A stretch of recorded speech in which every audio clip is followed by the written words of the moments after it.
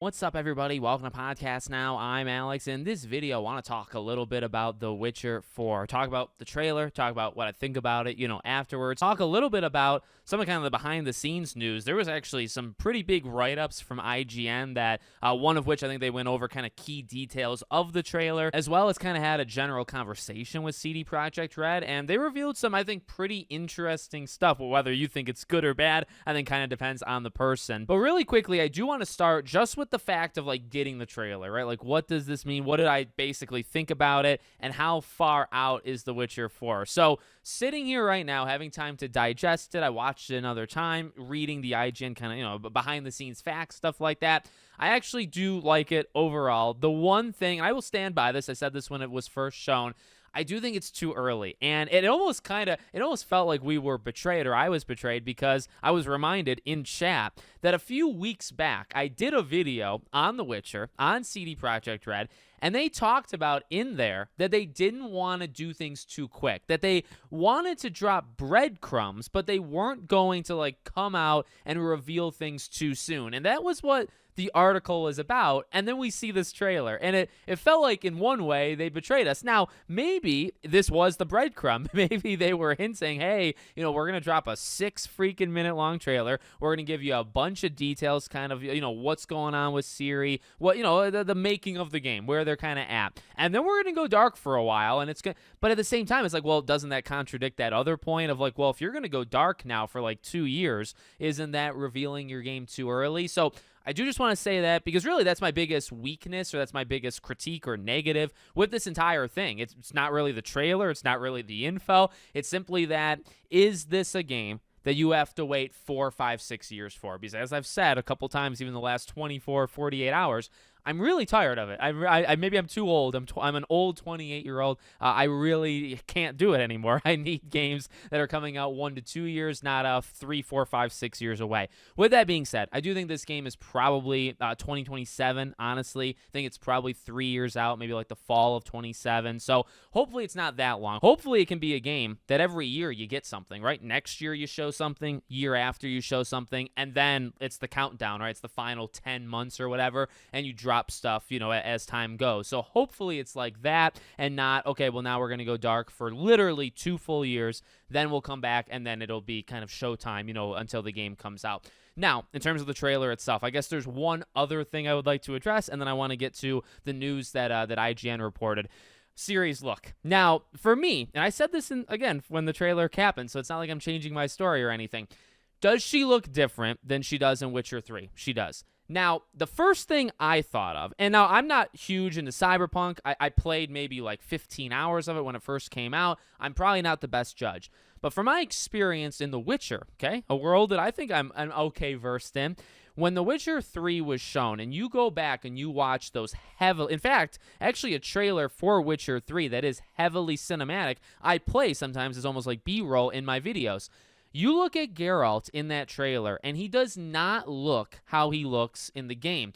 The chin and the face structure, the bone structure, looks a little off. I'm not going to sit here and tell you she looks like a perfect, I don't even know how to describe. I'm not saying beautiful versus not beautiful, whatever that ugly, I guess, right? What I'm saying, though, is literally her cheek, her bone structure looks a little off. But, I mean, in my head, I'm picturing, and maybe you guys are seeing it, depending on how I edit this. You think about Geralt leading into The Witcher 3, and I guess what I'm getting at is they're heavily cinematics, cutscenes and stuff, or their CG trailers, isn't one-to-one with the game. So those that are concerned that they uglified, or whatever the correct word is, of Ciri, number one, I don't actually think she looks terrible. I think she just looks slightly off, kind of nose down. But number two, I just don't think this is the final product. I think also, as it connects to point number one, the game's 3 years away.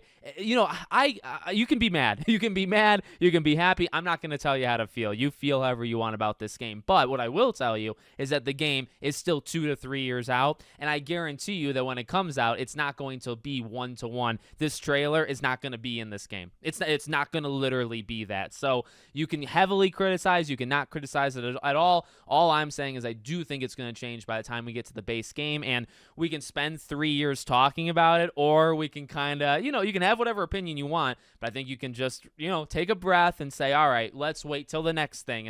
And that does go back to that criticism of like, well, maybe we shouldn't have to do that. Maybe we shouldn't have to wait 2 more years of debating, okay, is this actually how she looks, or is it going to be slightly, changed or whatever? And then maybe it is, maybe it isn't 2 years from now. In a perfect world, it wouldn't be like that, but we don't live in a perfect world. All right, that's pretty much it. In terms of the trailer itself, beyond that, it was a very Witcher structured trailer, and they did talk about that with IGN. Like, it's got everything's there for a reason. It also kind of shows that choice consequence of Ciri going and what she's kind of going after, with this kind of side quest that she's doing, right? And then when she makes a choice to basically stop the ritual and save the girl.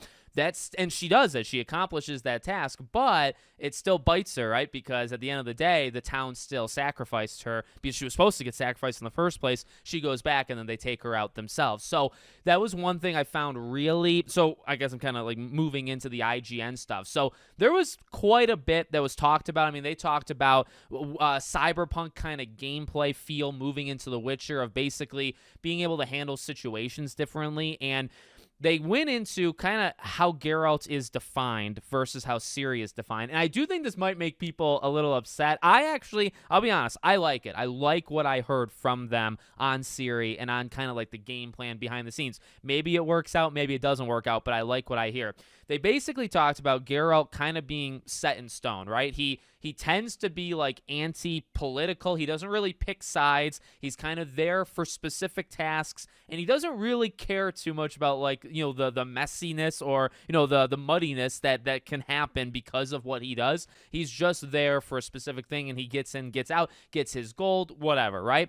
Ciri, now from a gameplay perspective, Ciri is more versatile, right? She's able to use spells that Geralt can't, or she's magic just in general. She's able to do things that Geralt cannot do. So that gives her something a little bit more unique. But then in terms of, that's like lore, right? That's like the actual lore of like Ciri versus Geralt. The gameplay design is something that they talked about learning from Cyberpunk and bringing in to The Witcher. Now, again, I'm not well versed in Cyberpunk, so maybe I'm not the best person to listen to. But again, the talk is, in Cyberpunk, you're able to handle situations differently.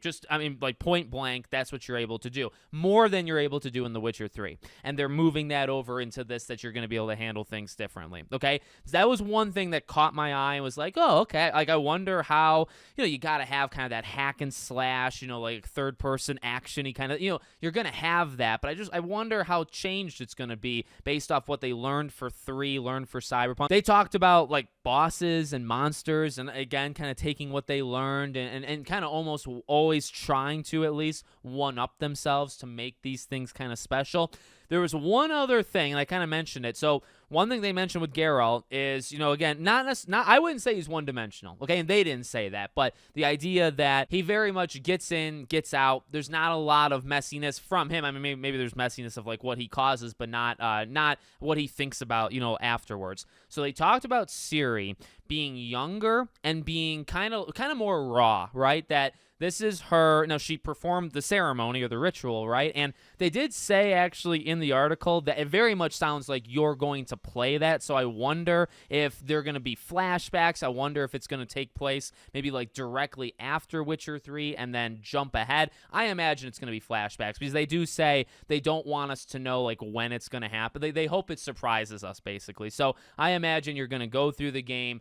She acts the way that she acts. She is a Witcher, and then they're going to kind of go back in time and show you the ritual that was performed. So that's one thing. But, that rawness and just she's not established. Like, she is established in terms of the books, and she's established in terms of what we know from the games. But, her being a Witcher is still new. And she's not hundreds and hundreds of years old. She hasn't been around the block as long as Geralt. So what you're able to do with her is, and they want this, she picks sides. She is there to, like, do something, and she sticks with it. Now, there's choice and consequence. And that's kind of what I thought. That makes me intrigued when I read something like that. And again, this is something that I'm excited about, but you don't know how it might actually come back to bite them in the butt, right? But also might not. Also might be a very key decision. And again, it connects to the trailer. She makes a decision, and she's there not necessarily for gold or for like a quest. That's kind of a reason, but she's mainly there to save that girl's life. She makes the decision. She goes in. She fights the monster. She comes out. She made the decision to do it. And then she still lost that girl, right? Because the town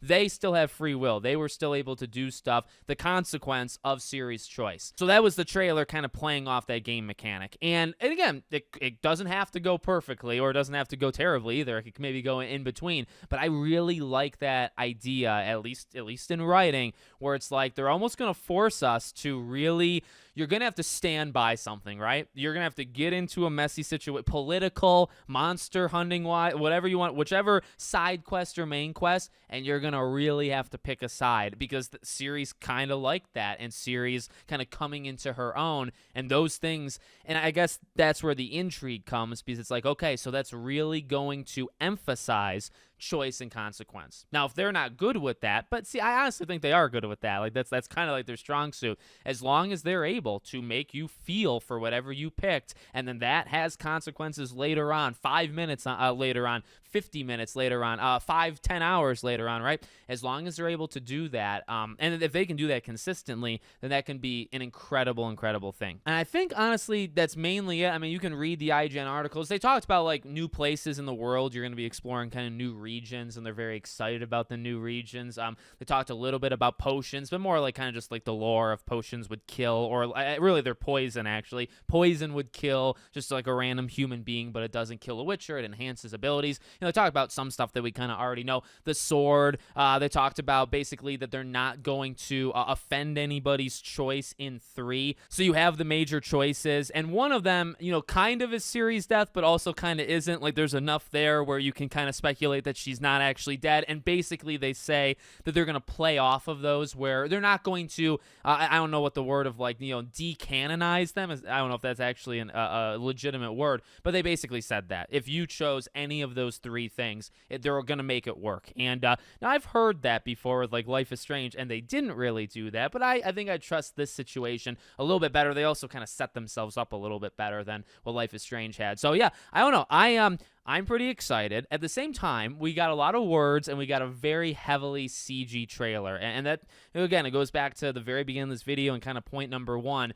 I am excited. I'm excited because it's Ciri. I'm excited because it's The Witcher, and I do have like general confidence. But at the same time, like it's years away. So, and as I keep saying over the last couple days in all of these videos, like it is hard to get too excited about a game 3-4 years out. I can, and I kind of am right now, but you can only go so far. At least me, I can only go so far, because ultimately you got a lot of waiting, and, a big part of it is the writing. A big part of it is, again, choices and consequences, and your decision, like, in a conversation, and the side quests, and just how detailed. I mean, just think about all the stuff that makes Cyberpunk, if you're into it, or Witcher 3, like, so special.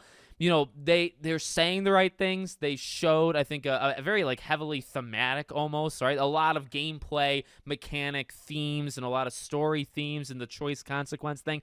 They plant a lot of seeds in this trailer, but we didn't get like the nitty gritty. And I am a man of the nitty gritty stuff. Like I need to see like the deep dive gameplay, the 30-minute uncut, gameplay IGN feature that just shows a whole side quest. I do need that. And we're probably 2 years out from getting it. So I can really only go so far with like my enthusiasm. You know what I mean? And that's just me being genuine. So let me know what you guys think in the comments. Make sure, as always, you're subscribed to the channel, bell icon turned on, and I hope to see you all on the next one.